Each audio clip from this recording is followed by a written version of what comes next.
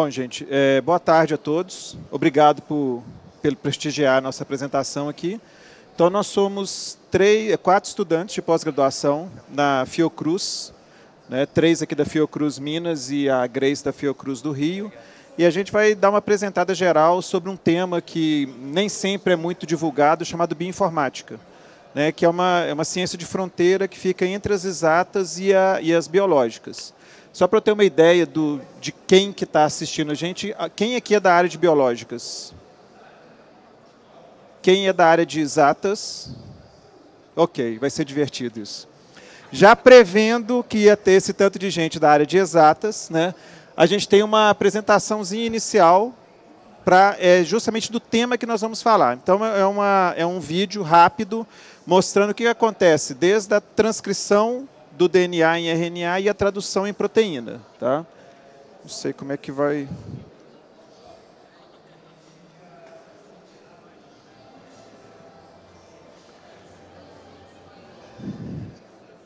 Então, o que acontece? Aqui é uma representação da célula, né? E o DNA ele fica no interior do núcleo da célula. Então, aqui é a representação das organelas, e a gente vai chegar lá no núcleo. Então, tem o cromossomo, que é a forma como o DNA fica armazenado. E, dentro do cromossomo, o DNA fica enrolado nessas bolinhas chamadas histonas, que é para compactar ao máximo o DNA lá dentro, né? Isso aqui, então, é uma representação do gene, que é um pedaço de informação que a gente tem. Então, todos os pedaços de informação nossos estão armazenados em genes.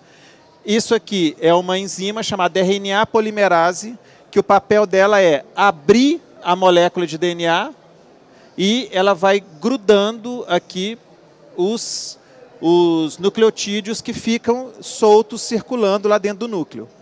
A partir daqui, ele está fazendo uma cópia, né, desse lado da fita, numa fita de RNA, e essa fita será usada como molde para a construção de proteínas. Tem uma característica interessante que a gente acha que ele lê a fita inteira, mas no meio dessa fita tem informações que não são codificantes. Então ele tem que cortar, tirar esse meio fora, juntar para ter efetivamente a informação armazenada ali. A partir daí, o RNA mensageiro sai do núcleo, vai para o citoplasma, né, da célula, onde a gente vai ter o ribossomo, que fica sempre aquela bolinha no livro, né, mas não tem nada a ver com bolinha. E isso aqui são os RNA transportadores que também ficam circulando lá no citoplasma. Cada RNA transportador tem um aminoácido, dos 21 aminoácidos conhecidos, e aqui embaixo o equivalente correspondente a esse aminoácido. Então, né, é uma chave de 3 em 3. Então, você tem essa montagem, e apesar de parecer um exagero, a velocidade às vezes é isso, ou mais do que isso até. Então, é uma montagem ela é bem rápida. E à medida que você vai tendo, é sempre de 2 em 2, entra um RNA transportador, sai outro, e aqui em cima você vai tendo a proteína sendo montada. Okay? Essa proteína, quando sai, ela está pronta, ela, por ligações químicas, ela própria se enovela e forma uma estrutura tridimensional, com uma exceção que a Grace vai falar depois para a gente. Né? Então, aí você tem a molécula funcionando desse jeito. Então, isso aqui é biologia molecular em 2 minutos e meio. Deixa eu tentar voltar aqui para o... Apresentar? Tá.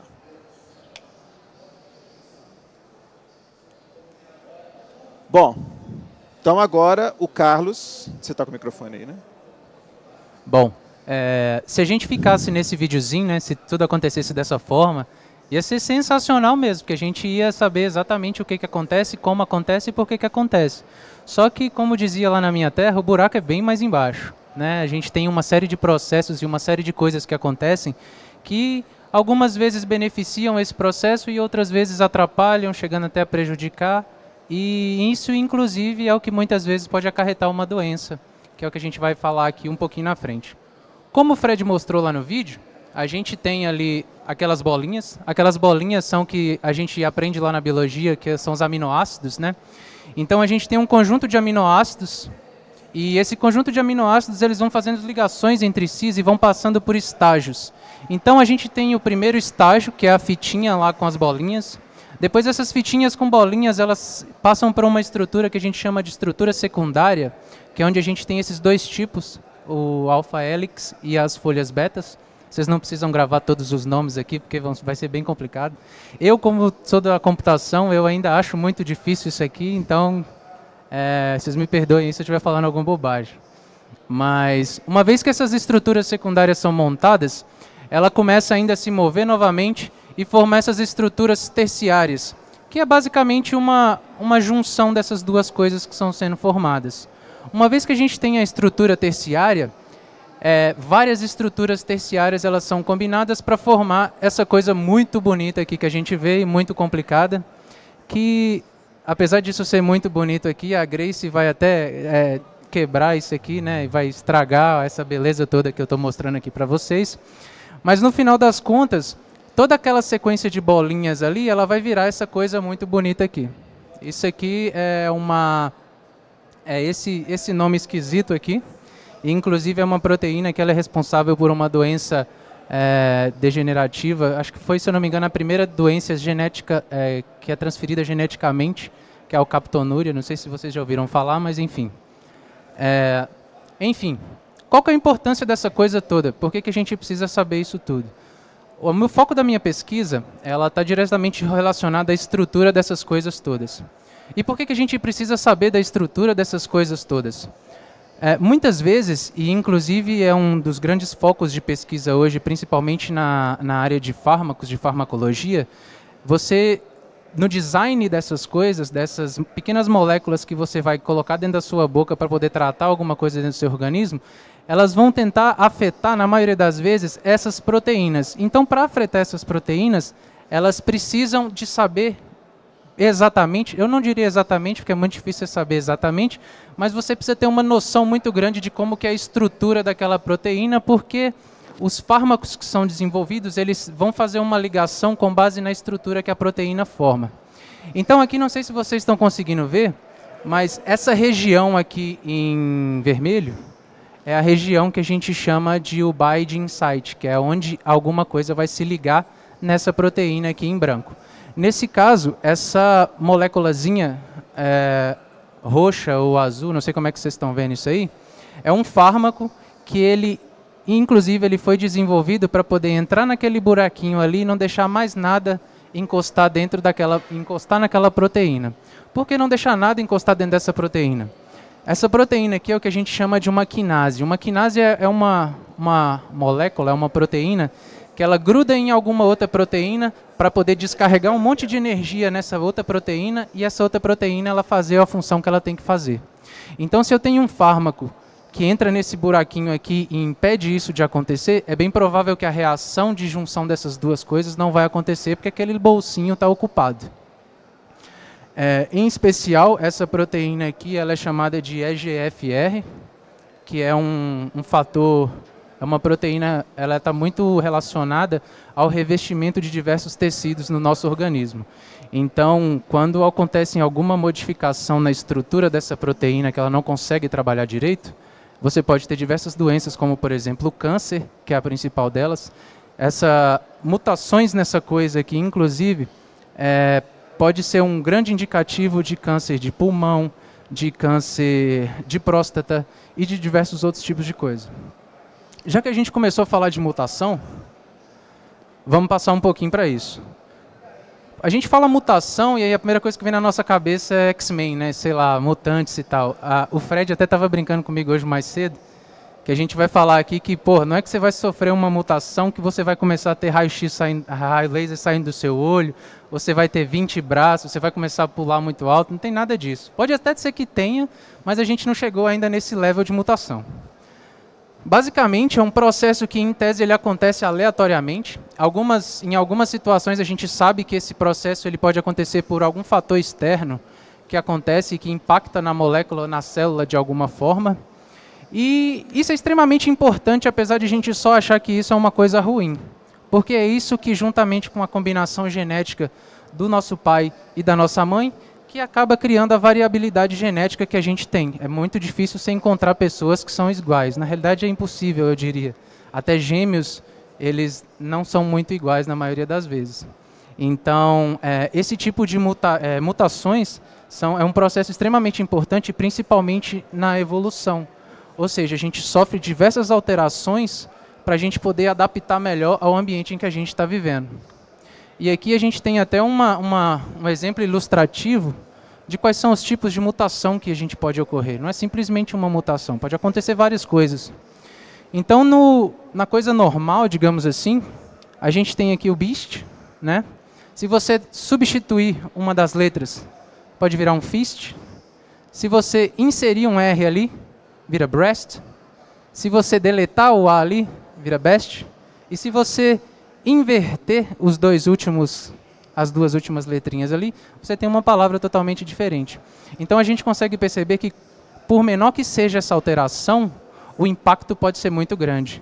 E no nosso caso da proteína lá, se a hora que o RNA transportador vai colocar uma bolinha daquelas ali, se ele coloca uma bolinha errada, aquela estrutura bonita lá no final, ela pode ter uma conformação totalmente diferente e não fazer a função que ela deve fazer, digamos assim. O meu estudo, basicamente, é utilizar todas essas informações que a gente tem acerca de uma molécula dessa e tentar dizer o que vai acontecer, basicamente, se uma mutação X acontecer numa determinada aminoácidozinha, numa bolinha daquela. E aí, para falar um pouquinho do que eu uso para fazer isso, eu uso muita coisa. Às vezes eu não uso da melhor forma, mas enfim, eu tento usar da melhor forma. Eu sou um cara que eu gosto muito do Python, não sei se alguém aqui conhece, mas é uma linguagem de programação. Do meu ponto de vista, é a melhor que eu já trabalhei até hoje. Para o Python, eu utilizo algumas bibliotecas, principalmente o Pandas. É uma biblioteca do Python que trabalha com você fazer análise estatística em cima de dados. O NumPy é uma biblioteca para você trabalhar com cálculos de matrizes, né? E como ele utiliza um monte ele faz diversos cálculos utilizando operações matriciais e muitas vezes tem muita gente que usa isso, principalmente quando você está trabalhando com muito volume de dados, com volume de dados muito grande. É muito útil para fazer isso. Para tratar dados biológicos especificamente, eu utilizo uma biblioteca chamada BioPython. Acabou. Acelera aí. Ah, tá. Mas enfim, eu utilizo todas essas coisas, eu coloquei HTML, Flask, porque como eu trabalho criando modelos preditivos, eu crio algumas ferramentas que eu disponibilizo na internet, inclusive. Eu acho que eu até coloquei alguma aqui. Não coloquei não. Mas enfim, para a gente poder utilizar isso tudo, existem diversos bancos de dados de domínio público, onde você pode acessar e verificar algumas informações acerca de proteínas, acerca de fármacos, acerca de mutações que ocorrem e que geralmente estão causando um câncer. E aqui são alguns exemplos. O Cosmic, que é uma base de dados de mutação em proteínas, mutações somáticas. O Ensemble, que é um conjunto onde você tem um monte de coisa, não só de proteína, mas você tem algumas coisas de transcriptoma também, que acho que o pessoal vai falar um pouquinho daqui a pouco. E você tem algumas outras, o PDB principalmente é uma bem legal, que eu gosto bastante, que é a partir dela que você consegue fazer aqueles desenhinhos bonitinhos lá que eu mostrei no início. Vou passar a palavra para a Grace agora para ela dar continuidade. Bom, boa tarde, pessoal. Continuando aqui, além desses bancos de dados que o Carlos citou, nós também temos o DISPRO, que é um banco de dados também de domínio público, só que diferente do PDB, que ele te dá algumas informações sobre a estrutura da molécula proteica, o DISPRO te dá informações sobre a falta, entre aspas, de estrutura da proteína. Bom, e como o Carlos e o Fred disseram, eu vou apresentar algumas exceções que existem com relação à estrutura da proteína. Na verdade, eu acho que eu vim aqui para poder quebrar um pouco, né, do paradigma estrutura-função, que nós aprendemos desde o ensino médio, em que para que a proteína tenha uma determinada função, ela precisa ter uma estrutura tridimensional bem definida, estável e única. Só que estudos experimentais revelaram que não necessariamente isso acontece na vida real. E eles verificaram, principalmente nessa molécula aqui, nessa proteína, que é a P53, essa proteína ela é extremamente importante, altamente conservada evolutivamente, porque ela atua diretamente no reparo do DNA, quando ela identifica alguma mutação na molécula, e se ela identifica, ou ela vai interromper a mitose, ou ela vai ativar o sistema de reparo do DNA. E essa molécula, especificamente, ela apresenta 50% da sua estrutura, da sua conformação, com conformações tridimensionais, e também apresenta regiões que não apresentam uma conformação tridimensional. Mas, mesmo assim, como eu disse, ela apresenta uma função extremamente importante no organismo. Então, aqui eu estou demonstrando que algumas regiões que não apresentam uma conformação tridimensional. E também existem algumas proteínas que também não apresentam em toda a sua conformação nenhuma estrutura tridimensional, como no caso dessa daqui, que ela também é altamente conservada e ela está atuando diretamente na via de transcrição do DNA. Mas como que essas proteínas, ou essas regiões dessas proteínas, vão desempenhar determinada função? Elas, na verdade, quando encontram o seu parceiro, elas conseguem fazer uma estrutura tridimensional e se ligar àquele determinado alvo. E devido a essa característica, elas apresentam várias outras características que podem aumentar a sua capacidade de interação com múltiplos alvos proteicos, que é o que o Fred vai falar nas redes de interação de proteína-proteína. Muitas das vezes, essas proteínas elas são classificadas como proteínas do tipo hub, pois elas estão diretamente ligadas no centro de uma rede, devido justamente a essa característica dela de poder se ligar a vários alvos proteicos. E quais são as características que as identificam? Tem várias, mas as principais são sequência com elevada proporção de aminoácidos carregados polares, sequências de regiões repetidas e pouco ou nenhum conteúdo de aminoácidos hidrofóbicos, o que impede com que ela consiga se enovelar e formar a conformação tridimensional que o Carlos falou anteriormente.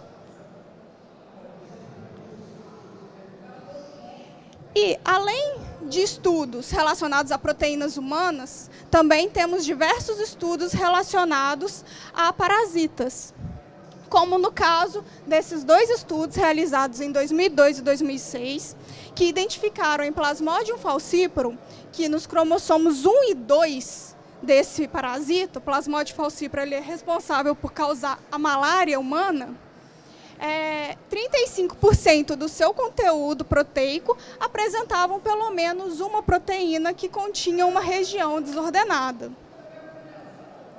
E que essas proteínas elas estavam diretamente relacionadas aos processos de invasão, adesão e sobrevivência desse parasito no seu hospedeiro humano. Além disso, o estudo realizado por mim no mestrado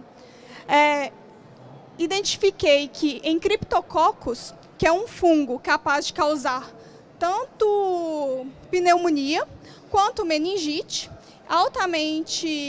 ele apresenta também uma alta taxa de mortalidade, cerca de 60% a 70% do seu conteúdo proteico também apresenta pelo menos uma proteína que apresenta pelo menos uma região desordenada nas proteínas. E essas proteínas também, elas atuam diretamente ou indiretamente nos fatores de virulência desse fungo. Aqui eu tenho a imagem, né, de microscopia do Cryptococcus gat e justamente a proteína quinase que o Carlos citou, ela atua diretamente na via da síntese da cápsula aqui polissacarídica, que é altamente importante para que o fungo consiga invadir o sistema humano. E agora eu vou passar a palavra para a Leilane. Bom, boa tarde. Assim como a Grace e o Carlos falaram um pouquinho sobre proteína, o meu projeto ele é mais relacionado à análise de RNA. Os RNAs, eles são moléculas que podem ser divididas em codificantes que vão levar a informação a ser traduzida em uma proteína, ou então não codificantes que vão atuar na regulação dessas proteínas dentro de uma célula. E o estudo de todos esses RNAs que são codificantes ou não codificantes, ele é denominado transcriptoma. E por que a gente tem que estudar um transcriptoma? Qual que é a importância disso? O transcriptoma ele é muito importante para se analisar mutações nos genes que vão originar essas proteínas e até mesmo para identificar mecanismos que vão levar ao surgimento de organismos muito resistentes a algum tipo de medicamento. Um exemplo prático disso é na questão da leishmaniose visceral, que isso está mais relacionado ao meu projeto de mestrado. A leishmaniose visceral ela é uma doença transmitida pelos protozoários do gênero Leishmania. E o vetor dessa doença são os mosquitos palhas, também denominados flebotomíneos. E no Brasil, estima-se que cerca de 25% a 30% dos pacientes que desenvolvem a doença são resistentes ao tratamento recebido, que é o medicamento fornecido pelo governo. Então, é importante avaliar como que ocorre esse mecanismo de resistência e como que isso está influenciando o parasita ao paciente também não responder esse tratamento correto. E para essa análise é utilizado basicamente o sequenciamento do RNA desse organismo e com isso nós utilizamos diversos programas que vão fazer essa análise. Então eles vão comparar o que aquele parasita que é sensível ao tratamento tem de diferente daquele parasita que é resistente e que não responde bem, que vai levar a uma falta da resposta eficiente do paciente ao tratamento. E uma forma de integrar todos esses dados é o que o Fred vai falar agora também, que são as redes de informação. Bom, alguém aqui conhece teoria de grafo? Então, a teoria de grafo que a gente usa para explicar a internet e para explicar a rede social, a gente usa a mesma teoria para explicar como que funciona internamente o organismo. Porque, na verdade, o que acontece? Nós somos uma rede de interação de proteínas que elas ficam funcionando uma ou ativa ou desativa a outra, ou então elas têm um papel, por exemplo, de regulação, ou isso que o Carlos falou, um erro numa proteína dessa, você pode provocar mutação e alterar dramaticamente o organismo. E isso aqui é uma representação de grafo, né, com todas aquelas métricas de melhor caminho, de betweeners e tudo mais. Então, isso aqui, você pode pegar essa mesma representação e passar isso aqui para uma proteína. Isso é parte de uma rede de interação de um organismo chamado Leishmania, que provoca a leishmaniose. Então, isso aqui não são todas as proteínas, isso aqui é uma parte delas, e vocês podem reparar que elas têm cores diferentes aqui. Isso aqui porque o trabalho que a Leilane faz é de analisar, né, o tanto que esse RNA é produzido no organismo, porque a gente acha assim, RNA é tudo igual, né? É aquele filminho lá que a gente viu, fica fazendo RNA o tempo inteiro, só que não é assim. Se você passa por uma situação de estresse, o seu organismo ativa a produção de proteínas específicas. E uma coisa que a gente faz na bioinformática é justamente essa caracterização. Como que a gente faz a medida de quais RNAs estão sendo produzidos em determinada situação e uma série de cálculos estatísticos, a gente chega em números e a gente consegue quantificar essa produção. Então, em cima disso, eu vejo lá, se uma determinada proteína começou a ser produzida em excesso numa situação, quando você aplica o medicamento, provavelmente aquela proteína está associada ao mecanismo de defesa, que esse organismo existe para poder eliminar aquele medicamento. Ou seja, se eu conseguir destruir o gene que produz aquela proteína, esse organismo perde a resistência àquele medicamento. Então, essa é uma das formas que a gente usa, né? E o interessante é que é tudo realizado em computação. Então, vocês já devem conhecer os termos in vivo e in vitro. E existe um terceiro termo que é usado, chama-se in silico, quando tudo isso é modelado no computador. Você faz a simulação no computador. Uma rede desse tamanho é até complicado de analisar. Então, o que nós fazemos é recortar essa rede, né? E aí a gente consegue, por exemplo, isso aqui já é uma rede menor. Então, aqui, o que está marcado com as mesmas cores são proteínas que fazem parte da mesma reação química, ou reação bioquímica, no caso. Então, eu consigo identificar onde na minha rede que estão acontecendo as produções daquelas proteínas e com quem essas proteínas interagem. E aí a gente começa a perceber algumas coisas interessantes. Por exemplo, essa proteína, se eu elimino, grande parte dessa rede perde a conexão com essa parte de cada rede.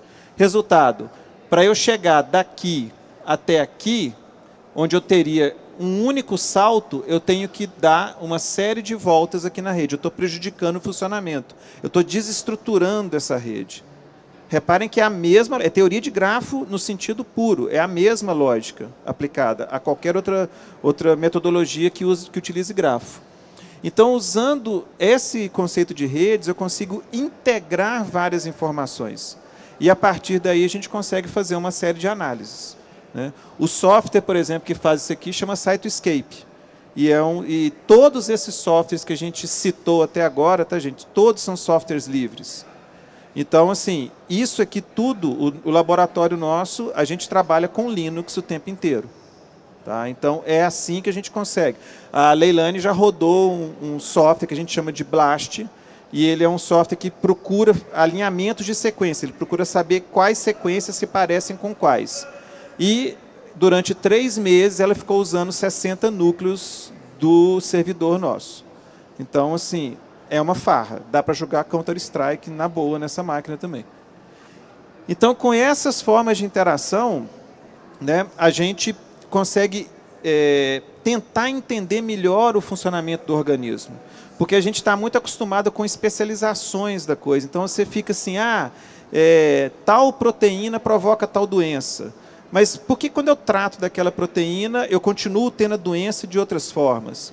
Porque, na verdade, você tem... É uma rede mesmo, a coisa é muito mais complexa do que parece. Né? Então, assim, a ideia dessa apresentação nossa é dar um cenário geral de como que funciona. Né? E no laboratório nosso, inclusive o Carlos falou, né? Ele é da computação, nós temos pessoas da computação, pessoas da biologia, biomedicina.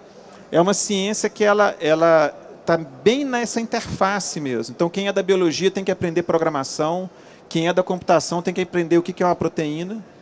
E a ideia é mesmo da gente mostrar para vocês terem uma ideia disso, e a gente está aberto para perguntas agora. Aqui são os nossos contatos, né? Esse aqui é o nosso grupo, é o Biosystem Informatics and Genomics, que tem esse nome só para fazer o acrônimo infame de BIG. E nós somos aqui da Fiocruz, Minas, que é o Instituto René Rachou, que é um lugar que quase ninguém conhece, fica ali no Barro Preto. Então, assim, é um dos centros de pesquisa, um centro de pesquisa importantíssimo que a gente tem aqui, que é um braço, né, da Fiocruz, que é lá do Rio de Janeiro. Você vai passar.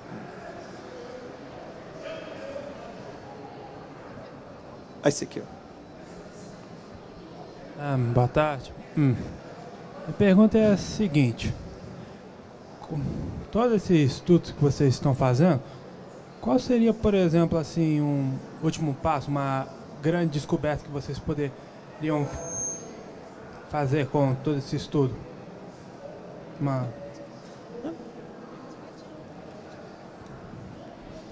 Bom, no meu caso, como eu trabalho um pouco mais específico com a questão da estrutura da proteína e a gente tenta identificar algumas possíveis regiões para o desenvolvimento de fármaco, Isso é um problema. Por quê? Desenvolvimento de fármaco hoje é um negócio que às vezes você começa hoje e daqui 20 anos você vai sair o medicamento. Por quê? Não porque talvez as análises da minha parte demoram pra caramba, mas talvez pela burocracia que você precisa, pela quantidade de teste que você precisa de fazer. Inclusive, se você for desenvolver um medicamento para ser humano, você não vai testar a primeira leva de medicamento em ser humano. Você vai ter que testar a primeira vez em algum bicho, geralmente rato, né, que é o que eu mais vejo. E todo esse processo é um processo de validação que demora muito. Então, assim, é meio que o passo inicial para que você possa ter lá na frente um benefício um pouco maior. No meu caso, o benefício e o que pode ser desenvolvido é esse. Não sei se eu respondi a sua pergunta.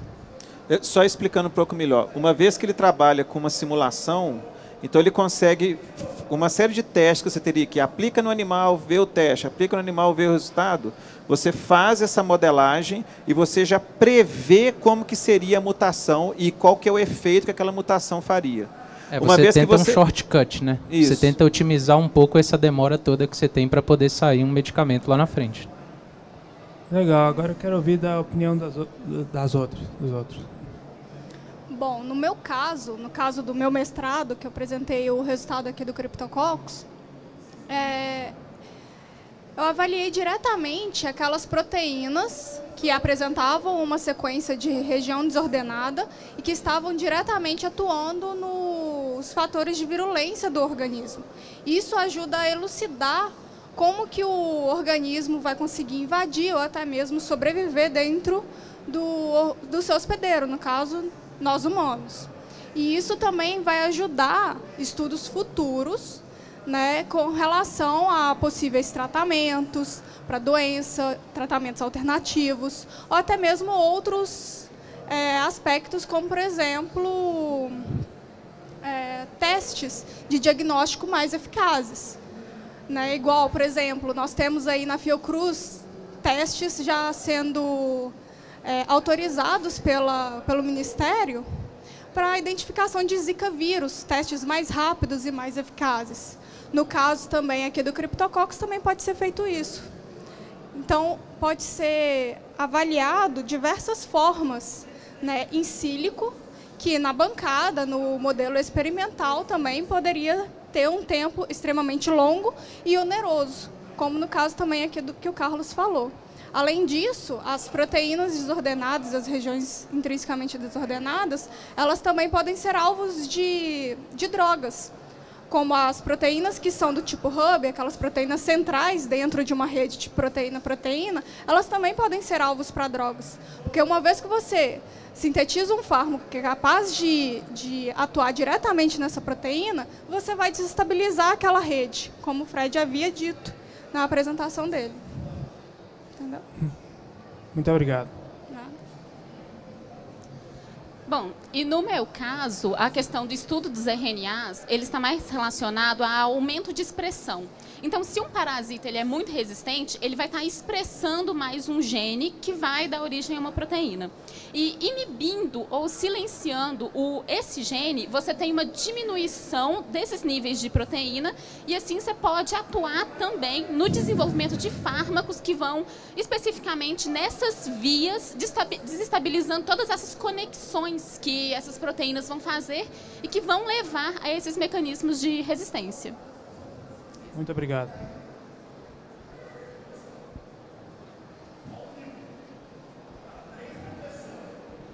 Boa tarde. Primeiro, parabéns pela apresentação, muito bacana. E eu queria saber o seguinte, recentemente eu tive conhecimento de um projeto de uma universidade americana, é o Folding at Home, que ele busca procurar as várias formas em que uma proteína pode se novelar e, pelo pouco que eu li, isso é um problema computacional muito complexo pela quantidade de possibilidades que isso acontece, então precisa ter um processamento distribuído muito grande, né? Tanto que eles buscam a doação de processamento de outros dispositivos. Eu queria saber, assim, outros exemplos na área da biologia que existem, assim, que são problemas muito grandes em que a computação pode ajudar nesse sentido, assim, de processamento intensivo, entendeu? Bom, você citou, o Carlos estava até comentando aqui que ele até instalou isso na máquina dele também. Geralmente, talvez a questão que a gente tenha maior demanda, né, de processamento seja justamente essa coisa das previsões, né, de você, porque quando você vai fazer, por exemplo, a previsão de como que é um genoma completo, você tem que fazer uma série de testes, literalmente trabalho braçal. Então você tem que ir alinhando pedaços e esses alinhamentos tem que testar. E é biologia, não é igual você pegar, por exemplo, dar um match num banco de dados. Às vezes você tem um trecho de aminoácidos ou de nucleotídeos mesmo, e aí você tem um trecho, aí tem um espaço e tem um outro trecho. Lembra que a gente viu aquela parte que ele corta um pedaço do DNA? Então não é uma coisa exata. Então ele tem que fazer um monte, mas um monte mesmo de verificação disso. Foi o exemplo que eu usei do trabalho da Leilani, quer dizer, 60 núcleos de processador trabalhando 24/7 durante 3 meses. Seria fantástico isso em computação distribuída. Entendeu? A questão maior que a gente tem é gente com disponibilidade para fazer esse tipo de coisa, né? E seria perfeito se a gente conseguisse mesmo. A gente tem alguns estudos de simulação de câncer também, de proteínas de mais ou menos o trabalho que o Carlos faz, de previsão de mutação de câncer, que usa essa mesma lógica também. Mas, na parte da biologia, o que a gente tem conhecimento é isso. Mas é plenamente possível. A gente poderia, por exemplo, rodar um BLAST em múltiplas máquinas simultaneamente. E seria fantástico fazer esse tipo de coisa. Mas é realmente alguém com disponibilidade, com tempo, um projeto, talvez, para desenvolver coisas desse tipo. E até você ter também máquina para você poder fazer isso, né? Porque Sim, muitas vezes você sabe o que você tem que fazer. Eu preciso rodar uma coisa tal, usando todas essas sequências X, mas, porra, eu não tenho computador que vai rodar isso tudo. Se eu botar para rodar no meu computadorzinho i3 aqui, ele vai rodar 2 minutos e vai travar e congelar e nunca mais vai ligar. Tem umas outras coisas bem interessantes, por exemplo, igual essa questão do alinhamento que o Fred falou. O código genético ele tem uma característica bem legal, que é ele ser degenerativo, que a gente fala. Então, o que acontece? Você tem uma sequência com 5 aminoácidos, que ele vai dar, é um exemplo assim bem simplório, mas você tem 5 aminoácidos que eles codificam uma proteína X. Só que se eu fazer 3 mutações naquela sequência de 5 aminoácidos, eles podem codificar na mesma proteína. Então, a hora que eu for alinhar, eu vou alinhar, mas eu tenho que olhar não só aquilo que eu tenho no meu primeiro alinhamento, porque uma coisa diferente pode dar no mesmo resultado final. Então, aí acaba tornando a tarefa muito mais complicada. Não é ser simplesmente... e a gente está falando, inclusive, não é de você alinhar 100 mil caracteres. São coisas assim de milhões, milhares, bilhões, às vezes. É uma coisa muito complicada. O que leva a uma última questão também, que a Grace está lembrando aqui, que é a quantidade de dados que a gente gera. Assim, a gente tem lá no laboratório nosso, o nosso servidor de storage, ele tem 30 tera. E um dos laboratórios estava ocupando 5 tera, só com dados experimentais que eles tinham trabalhado lá antes. Então, isso tudo são coisas que... É número muito grande, sabe? Quando você começa a mexer com a bioinformática, os números são muito grandes. E só um exemplo disso que o Fred está falando é que, para uma análise de RNA-seq básica, o que é gerado para ser analisado é aproximadamente 1,2 tera para cada conjunto de dados. Então, o tempo de processamento e a quantidade de dados é muito grande. Você precisa de ter realmente recurso para conseguir realizar essas análises. Obrigado.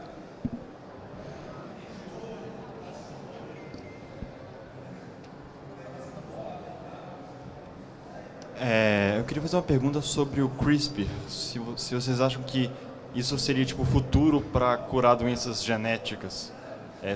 Porque eu já vi muita gente falando que isso vai resolver todos os problemas da humanidade, quase. É realmente tão poderoso assim? E da mesma forma que pode resolver... Para quem não sabe, gente, o que ele está falando é uma coisa que eles chamam de CRISPR-Cas9, que é uma forma, é um mecanismo que já é natural no organismo. Eles descobriram uma forma de sintetizar, de fazer isso sinteticamente. Em resumo, é brincar de Lego com o gene. Você pega, você pode literalmente inserir e tirar genes, inserir e tirar informações do material genético. E, inclusive, tem um campeonato mundial todo ano, onde você recebe um kit, e é um kit mesmo, com as proteínas, com as enzimas, e você tem que criar alguma coisa com aquilo ali. E as pessoas criam coisas do tipo... aquela coisa do Big Bang Theory, que queria um peixe que acendia no escuro e tal, é aquilo. Então você consegue criar bioluminescência em organismo. Ou o pessoal do FMG uma vez fez um trabalho em que produzia um cheiro específico quando uma determinada proteína era sintetizada. Então aquele cheiro, o pessoal ficava lá cheirando as plaquinhas, essa aqui sintetizou, essa aqui não sintetizou. Existe uma apresentação muito boa, você pode entrar em contato comigo, eu te passo no YouTube uma apresentação do TED, onde uma pesquisadora que estava na linha de frente da descoberta do CRISPR-Cas9 faz uma apresentação da questão ética associada a isso. Porque pode resolver todos os problemas da humanidade ou pode dizimar a humanidade. Né? Porque você pode começar a trabalhar com lógicas de eugenia. Vamos eliminar os genes que não nos interessam. Você pode fazer isso, usando essa metodologia. Então, assim, a gente está muito imaturo nessa questão ainda, para o tamanho de poder que a gente tem na mão. Mas, com certeza, é bem mais fácil do que as metodologias de hoje, é muito promissor, e, justamente por isso, cabe uma discussão ética muito pesada em cima disso. A China já estava, inclusive, quebrando umas barreiras, o pessoal teve que dar um puxão de orelha no povo lá, o negócio estava ficando meio... já estava começando a ficar meio feio. Você poderia, literalmente, começar a fabricar bebês com características específicas. A coisa é bem complexa. Mas, sim, ela realmente é muito poderoso, e essa apresentação é legal porque ela explica como que é, e ela faz essa discussão da ética no final da coisa lá. E um outro ponto é que assim, é até relativamente barato também. Sim. De você fazer isso. Só que, como o Fred falou, o grande problema é que a gente acha muito. Então, assim, tudo bem, se eu for lá e esse gene aqui está sendo mais expresso, então eu queria que ele não fosse mais expresso, eu vou lá e vou desligar ele. Eu vou arrancar ele lá mesmo, literalmente cortar ele. Que é exatamente o que a Cas9 faz. Ela tem duas tesourinhas que simplesmente vai lá e corta a fita assim de dois lados e aí sai. Tem até um vídeo bem legal de um canal, se eu não me engano, é alemão, Kurzergast, eu acho, eu esqueci o nome, mas é bem interessante mesmo, que fala sobre isso. O grande problema é que a gente acha que vai ser bom ou que vai fazer alguma coisa, mas a gente não tem ainda muita certeza do que o desligamento ou a troca de alguma coisa ali vai fazer, entendeu? É uma coisa relativamente perigosa ainda de se fazer. Esses peixezinhos que o Fred falou, eu acho que dá até para comprar pela internet, inclusive. Vocês procurarem lá, acho que é Glassfish, alguma coisa. Aí é os peixinhos fluorescentes, eles brilham no escuro, é bem legal. Mais alguém? Tem 5 minutos. Bom, a minha pergunta é, já pegando esse tema aí que vocês pegaram agora com a pergunta dele, seria possível, assim, modificar a aparência, assim, de um ser humano, um ser vivo já formado, já adulto, junto com essa pesquisa? Sim. A questão é que ele é localizada. Então, por exemplo, para eu alterar no meu corpo inteiro, eu teria que fazer esse processo em todas as células do corpo. Porque você está alterando o DNA. Não é uma coisa que se transmite de uma célula para outra.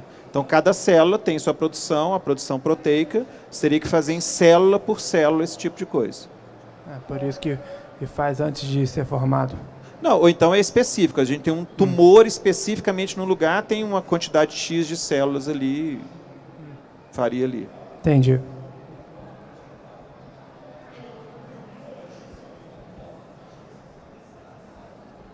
Boa tarde. A gente sabe que a morte é uma coisa programada pela célula, né? Tem encurtamento de telômeros. Esse tipo de pesquisa seria um caminho para imortalidade do homem?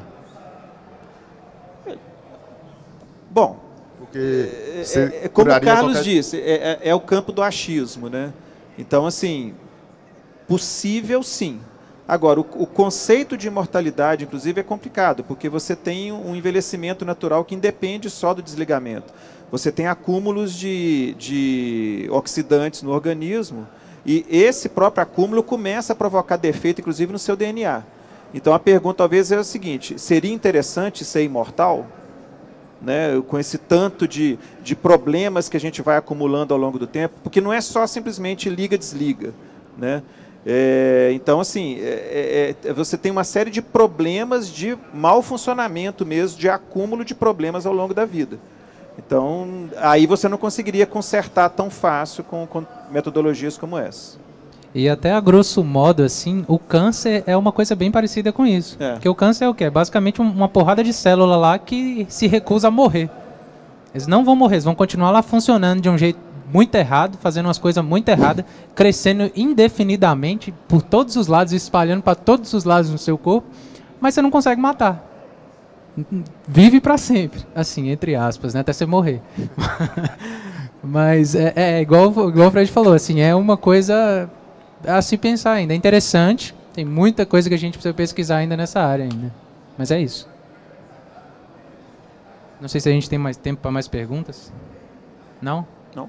Então acho que era isso. Pessoal, obrigado pela atenção de vocês e um abraço.